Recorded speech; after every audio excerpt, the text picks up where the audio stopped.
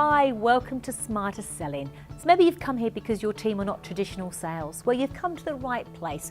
We assist people that are from the community sector, so charities, non-for-profit, childcare centre directors, therapists, community workers. So get in touch so we can find out how we can be of service to you and help you and your team. So I'm from Kaizen Group. We mainly sell to doctors, insurance companies, but we also sell to the patient. I'm an exercise physiologist, and it's important that the patient understands what we're selling and how we'll help them.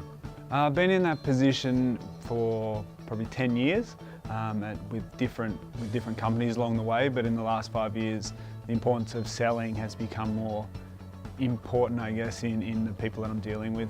That's the whole point of taking it back a few steps, asking intelligent questions, finding out what that customer needs. They're not the same as the last 10 or the next 100. They are completely their own person with their own needs, wants, desires, vision. They care about different things. They've got a different value level system. They've got a whole lot of different strategies going on. You've got to work out what they need, stand in their shoes, look at what they need, and you've got to understand what is their situation, and you've got to really nail that. What is their situation? So you're standing beside them, understanding how you can help them.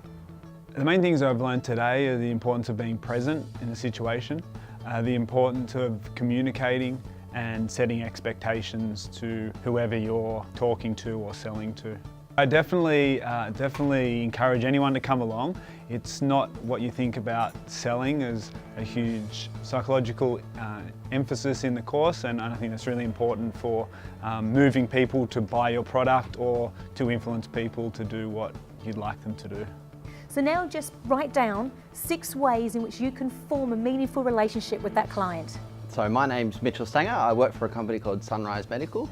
One of the big things that I've learnt today is to rethink some of the things that I do. Also reassess myself. So take a step back after a meeting has gone good or bad and try and assess where I went wrong or right, and put that in practice for the next one. So you've got all this great information because you've asked intelligent questions. So now the question is, when you give your solution, are you linking it back? What's in it for them? Are you making it relevant and meaningful? Have you been able to link it back to what they've just said?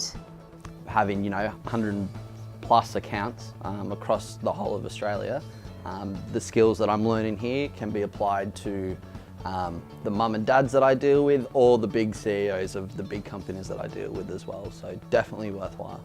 So questions are the absolute key. They're the key to unlocking everything from your client, and they're the key to showing them that you're professional, that you are completely different to everybody else that's gone in to ask some questions. The questions you're asking are different. So look at that long list of questions and recognise which ones are really key and really influential. I think the main thing that I've learnt so far is that whereas it seems like common sense and people view sales as a simple process, it's not, but it's putting context around those common sense items, like asking people questions and getting to know what their requirements are. That is the real great thing with the course. And that's wonderful, and that brings me on to say, let's just turn the page over and let's discuss 5 ways in which you can engage meaningfully and get that connection with that customer.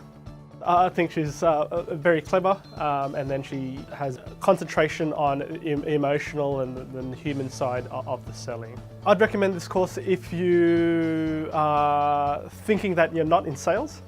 Then there's a bit of a wake-up call, because the sales are important, and sales might not be what you think it is.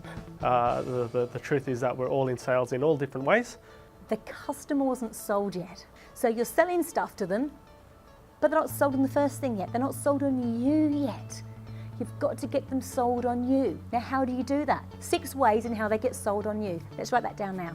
Today has been great so far. I've learned, and it's been reiterated, the importance of asking questions and listening and finding out the beliefs that our client is interested in, and to reach their outcome. Those questions have got you great information of the client. So now what you need to do is look back, grab the features and benefits which are relevant to that client, and you now know how to deliver them.